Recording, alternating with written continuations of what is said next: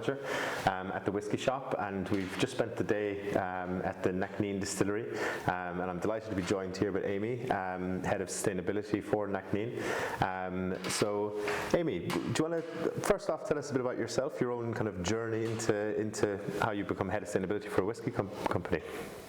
I began working here 7 years ago, and I was first employed to be the visitor manager here. And during COVID, we didn't have any visitors, so I decided it was good to diversify. And I picked up this baton of doing sustainability for the company. I have a background in environmental law and green politics, and it just fits really well with how I see the world and my own personal ethos. So I picked up that baton and ran with it. And yeah, it's fab. Marvellous. And what does the day in the life of someone head of sustainability at a distillery involve? What's your average day here in this beautiful location? Kicking ass and not taking no for an answer. Fair enough. No, that's a good answer. So Nc'nean is a net zero distillery, I believe. The only one in the UK, or the first in the UK at least. Yeah. Can you tell us firstly how hard or how big a challenge it was to get to that point? And secondly, any kind of how realistic or feasible do you think it is for other distilleries aspiring to that? Like, is this going to be something that we can all do as an industry moving forward? The question of how to get there and how hard it was a lot easier for us, I think, because it was thought about at the beginning when the distillery was being constructed. So the things that make us net zero, i.e. being able to generate our own heat, which is the big part of a distillery's carbon footprint, and being able to have renewable electricity was designed into the build. So for us it was relatively easy at that point. Not to say that it wasn't challenging in other ways. The tech is not easy to come by, or it might not be very applicable to the pattern of distilling, like the need for heat. In our case, we were lucky that we had access to biomass, so that is the basis from which we generate the heat that creates us the ability to be net zero. Mm-hmm. How easy is that for other distilleries to do depends on what resources they have access to and how they choose to go about that challenge.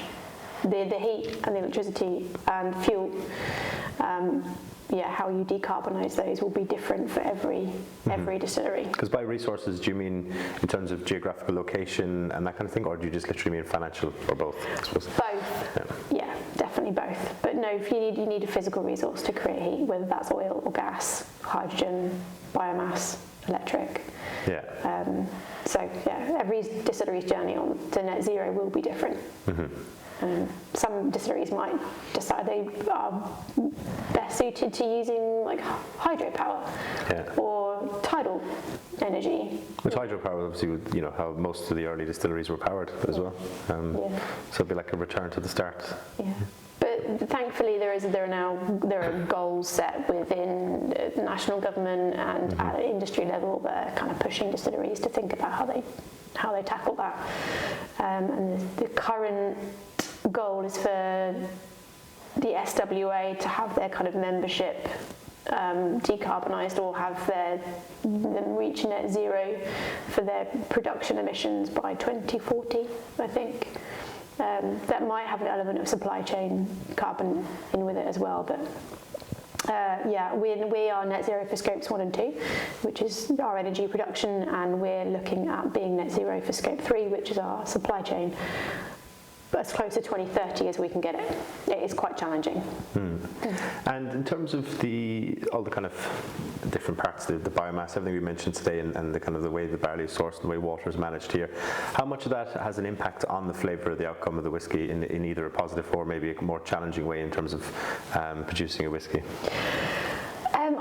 The biomass wouldn't really have an impact on that. The water, that's debatable. People will wax lyrical about the water sources for distilleries and how much it impacts the flavour of their spirit, but I would say the biggest impact for us is probably the barley. And where it comes from in Scotland, we have 2 farms, one in Fife and one in Aberdeenshire, and they produce very good quality grain, which is grown organically, and they look after the soils very well, and healthy soils feeds healthy plants, which gives you great flavour. And we attribute a lot of our flavour and the viscosity of the liquid to the fact that the barley is grown organically. We can't compare that because we don't have non-organic barley, but it is a delicious dram at 3 years old. No, it definitely is. We tried the new make today and or different types of the new make and a few different drams, and they're all exceptional, both for the quality, the price point, everything. They really tick a lot of boxes. So on that note, what is your favourite Nc'nean whiskey? I like the core expression of our flagship. It's been my favourite since we released in 2020. However, I am slightly biased in saying that my new favourite is going to be Quiet Rebels Amy, because that is coming out next month and I helped design it, so that is going to be my new favourite. So that was going to be my next question. So October, Quiet Rebels Amy is coming out, so this is the 4th in the series, I believe. Yes. Named after so many works is employed by Nc'nean. So tell us in terms of the process. I think you said to me earlier on, you were kind of 3 years ago, you were kind of thinking about what you wanted that release to look like. But for those of us those watching or listening who aren't familiar, how does that work? When do you kind of come around to it? How are the casks chosen? What kind of goes into producing the Quiet Rebels? It starts with what you want and what you like. Now that could be very flavour driven, or in my case it was kind of ethos driven. And for every person that makes their Quiet Rebels, that process will look slightly different. I started with a desire to reflect what I do for the company, which is sustainability. So I started by looking at our supply chain, and everyone knows that whiskey is made in these beautiful casks, but these casks come from somewhere, and they're previously used by other industries. And what I wanted to do was talk not just about sustainability in our supply chain, as in our farmers, but reflect sustainability and good practice, or talk about good practice for the industries that use these barrels before we do.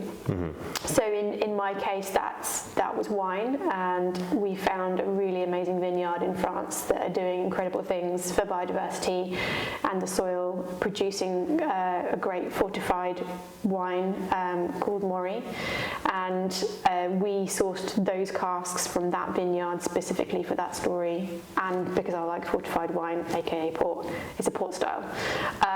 So those casks then came here. We filled them with our whiskey, let them finish for a year, and then the process for me was to try that liquid with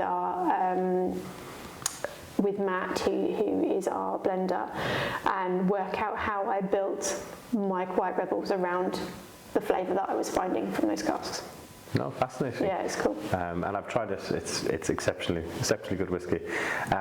Brilliant. So I think we'll come on to the last question, which we were discussing before we came live, in terms of what is your first experience or memory of drinking Scotch whiskey? I think it's going to have to hark back to my dad. Like, he was not a single malt drinker, but he is a whiskey drinker, and whiskey and water was his after work tipple almost every day. So exposed to it at a very young age, and probably was drinking whiskey way before I should have been. Fair enough. Brilliant. It's a great answer. Well, thank you for your time, Amy. Normally we'd cheers at this point, but we've actually got our glasses over there and over there. But really, it's been absolutely fantastic. We'll look forward to, I'm sure everyone watching will look forward to tasting the Quiet Rebels, Amy. Yeah. So, that was definitely the most fun interview I've done. Was it really?